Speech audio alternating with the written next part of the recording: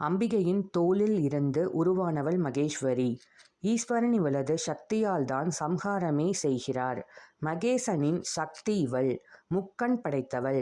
ஜடா மகுடத்துடன் காட்சியளிப்பாள். மான் மழு ஏந்தி அபய வரதம் காட்டி 4 கரங்களுடன் இருப்பாள். தூய வெண்ணிறமே பிடித்த வண்ணம். வடகிழக்கு என்னும் ஈசான்யம் திசையை நிர்வகித்து வருபவள். இவளை வழிபட்டால் நமது கோபத்தை போக்கி சாந்தத்தை அளிப்பாள். இவளது வாகனம் ரிஷபம் ஆகும். அம்பிகையின் இன்னொரு அம்சமாக போற்றப்படுகிறாள்.